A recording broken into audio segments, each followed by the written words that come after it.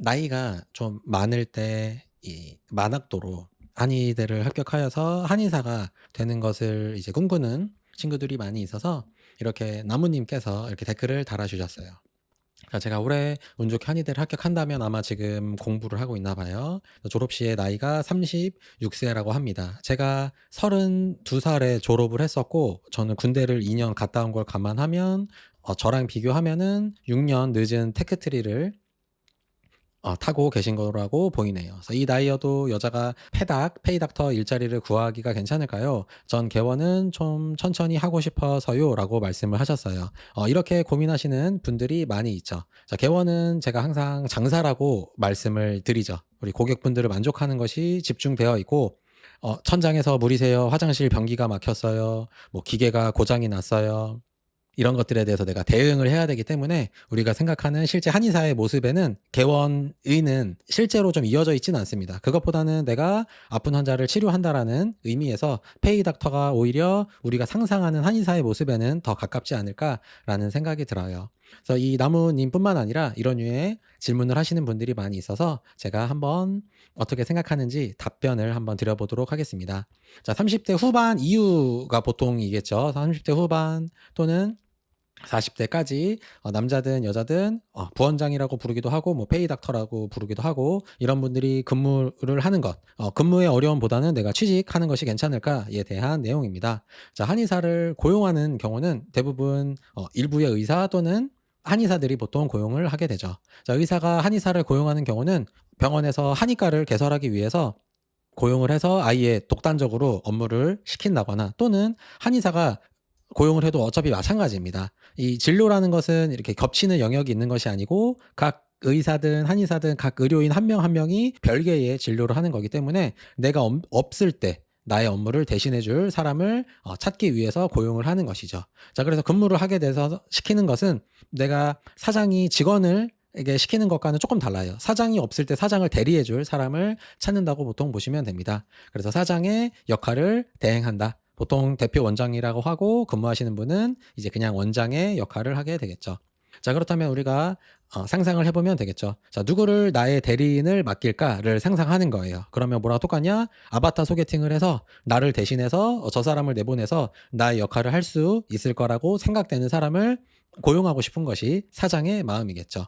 자, 그래서 두 가지가 충족이 돼야 해요. 고객님을 만족시키면서 고객님께서 만족할 만한 사람이면서 그리고 나의 오더를 따를 사람을 제 입장에서는 뽑고 싶어지겠죠.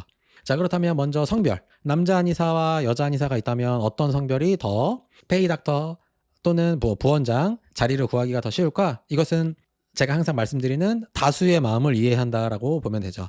자, 결정사가 공식적으로 가지고 있는 자료는 아니지만 우리가 인류 보편적인 가치로 봤을 때, 다시 한국 보편적인 가치로 봤을 때 일반적으로 이렇게 생각을 하죠. 자, 남자 한의사는 이 순위권에 이 높은 점수를 배정받아요.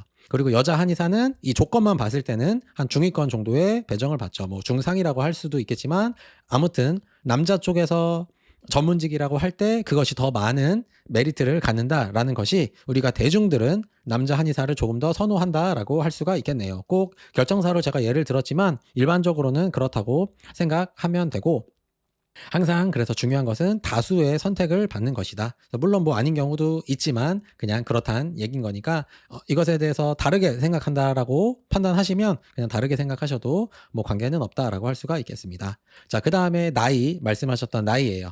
자, 사장보다는 나이가 어린 것이 좋습니다. 자, 우리나라는 나이에 따라서 반말을 하거나 존댓말을 쓰는 종족입니다. 이렇게 나이에 따라서 높임, 이 반말 이런 식으로 높임말, 높은 사람에게 하는 말과 아랫사람에게 하는 것이 나이로 되고 있는 것은 이제 지금이 아무리 21세기고 MZ 세대가 우리나라를 이제 주도하려고 노력을 하고 있다라고 하더라도 어차피 MZ 세대도 자기보다 나이 어린 사람한테 반말하죠. 자, 그렇기 때문에 사장보다는 나이가 어린 것이 당연히 유리합니다.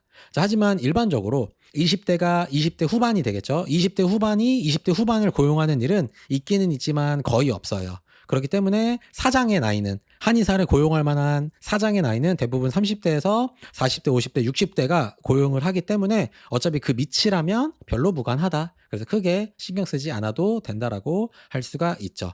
자, 그렇다면 이거는 사장보다 어리면 된다라는 조건 하에서 이제 고객 입장에서는 고객들이 좋아하는 한의사는 제법 나이가 조금 있는 분들을 좋아합니다. 너무 나이가 많으면 문제가 있다라고 생각하고 나이가 너무 어리면 원장이 너무 어리네라고 이야기를 하죠.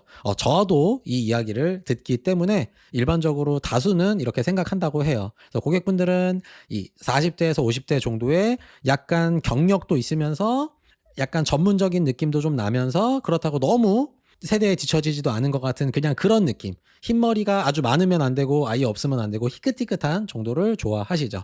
자, 근데 그 희끗희끗의 역할은 이미 사장이 하고 있기 때문에 이 30, 40, 50대보다는 한 30대, 40대 정도를 선호하기 마련이다라고 할 수가 있겠습니다.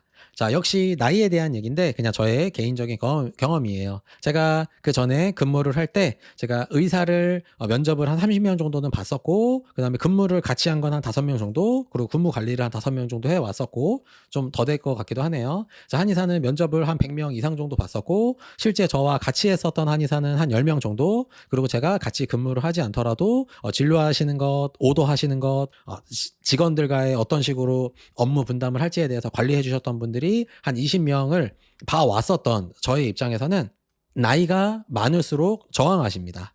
제가 어떤 사항을 이런 부분에서는 이렇게 하셔야 한다라고 지시를 해도 나이가 많을수록 저항을 하셔요. 이것이 제가 봤을 때는 정비례했습니다.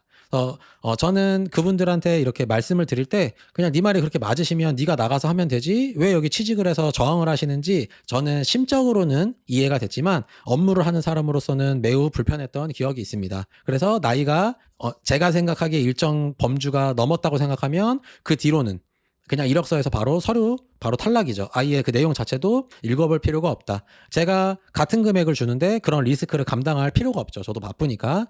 그런 식으로 제가 이렇게 의사와 한의사들을 면접할 때 해왔었다라고 저의 개인적인 경험을 말씀드리고 싶네요. 참 아이러니한 게 아닌 경우를 단 한 경우도 보지 못했는데 사실은 이것은 아이러니한 것이 아니라 그냥 당연한 거죠. 자, 왜 그러냐? 자, 어떤 의사가 됐든 한의사가 됐든 어떤 산 사람이 있는데 그 사람이 나이가 우리가 생각하기에 제법 많아요. 자, 제법 많다고 하는데 우리나라 사람이 나이가 제법 많은데 그 생각이 유연해서 본인이 지금까지 생각했던 것과 다른 의견을 들었을 때 그것에 대해서 부드럽게 반응하고 그리고 내 입장이 있죠. 나는 내가 고용된 사람이기 때문에 나를 고용한 사람의 말을 들어야 되는데 또 무조건 들을 필요는 없죠. 나도 나의 업무가 있기 때문에 그것을 적절하게 들으면서 대처하는 것. 그래서 이것을 한 단어로 정의하자면 현대 사회에선 이것을 센스 있는 사람이라고 부르죠. 자, 나이가 많은데 유연하고 적절하고 센스가 있다. 이런 사람은 어떻게 될까요?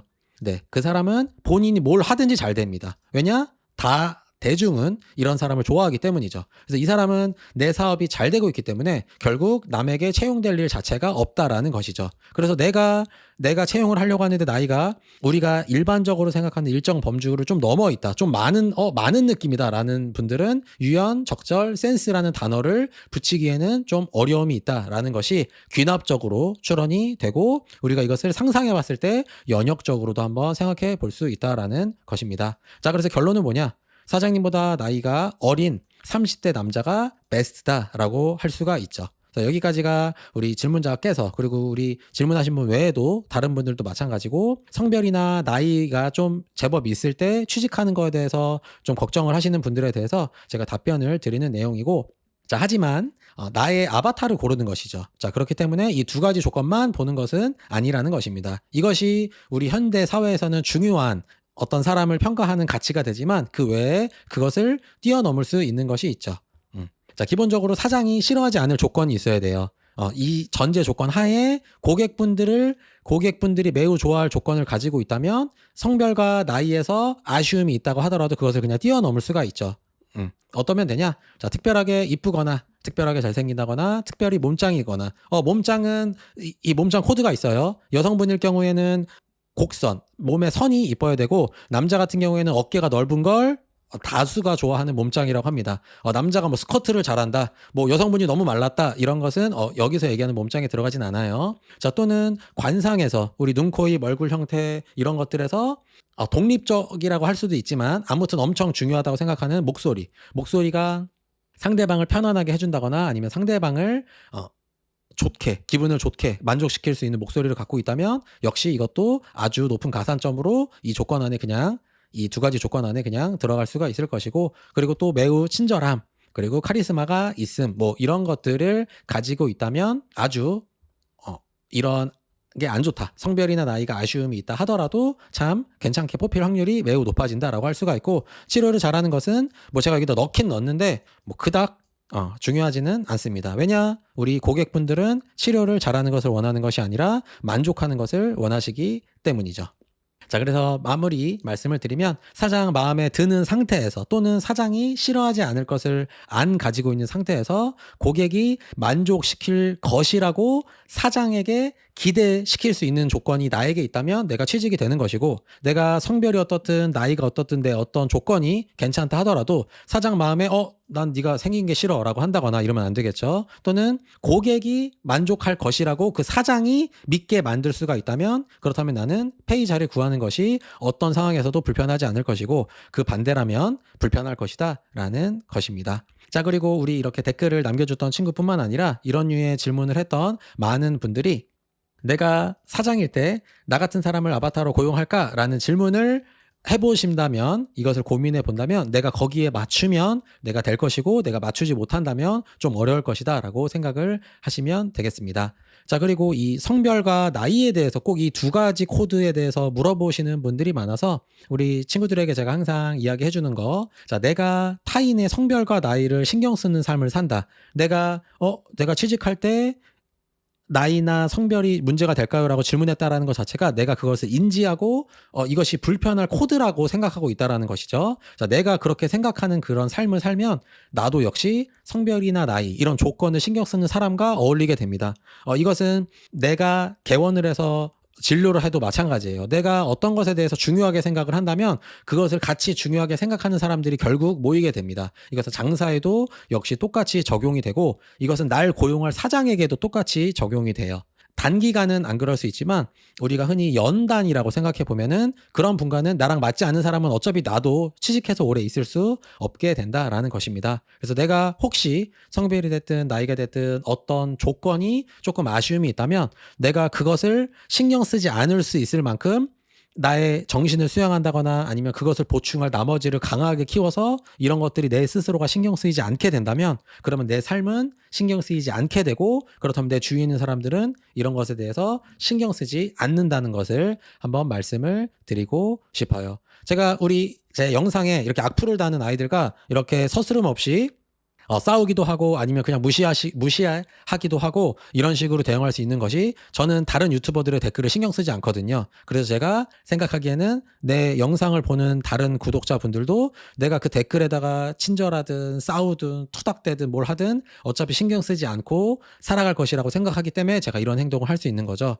이것이 가장 이 조건이 중요한 것이 아니라 우리가 살아가는데 정말 핵심이 될 수 있는 조언이라고 생각이 들어서 이 이야기를 한번 꼭 전달드리고 싶었습니다. 자, 우리 이 영상에 질문해준 친구뿐만 아니라 나이를 신경 쓰신다면, 저는 개인적으로 그냥 저란 사람은 나이에 거의 신경을 안 씁니다. 나이가 아주 어리거나 나이가 아주 많아도 그 사람을 그 나이 때문에 평가하려고 하는 생각이 일반적으로 봤을 때 매우 적은 편이에요. 자, 그러면 저처럼 살면 어떻게 되냐? 그러면 6살 많은 아내와 결국 살게 됩니다. 자, 이게 왜 그렇게 될까요? 내가 나이에 상관이 없으니까 제 주위에 있는 사람 중에서 이성 중에 가장 우수하다고 제가 평가한 저희 아내도 역시 나이에 거의 신경을 안 쓰는 거죠. 그렇기 때문에 만나게 된다라고 할 수가 있습니다. 이것이 유유상종이다. 아주 기가 막힌 사자성어죠. 인생의 진리가 담겨 있기 때문에 내가 괜찮은 사람이고 나이와 성별이 조금 아쉽지만 나 자체가 괜찮은 사람이라면 결국 나는 괜찮은 직장에 취직할 수밖에 없다. 혹시 운이 없고 팔자가 사나워서 나는 괜찮은 사람이지만 괜찮지 않은 직장에 취직하게 되더라도 결국에 그쪽이든 나든 결국에 그만두게 돼요. 그럼 결국 나는 괜찮은 사람들과 어울릴 수밖에 없고, 이것은 제가 한의원을 운영해 보면서 결국 저희 환자들도 똑같다는 생각이 듭니다. 제가 괜찮은 상태로 있으면 저희 한의원은 괜찮은 환자들밖에 안 와서 환자들과 부딪히거나 이럴 일이 없이 항상 즐겁게 진료를 할 수 있게 되는 것이 역시 같은 맥락이다라는 잔소리를 제가 오늘 시간이 좀 많아서 길게 한번 말씀을 드려봤고, 이번 영상은 마치도록 하겠습니다. 구독, 좋아요 꼭 부탁드리겠습니다. 감사합니다.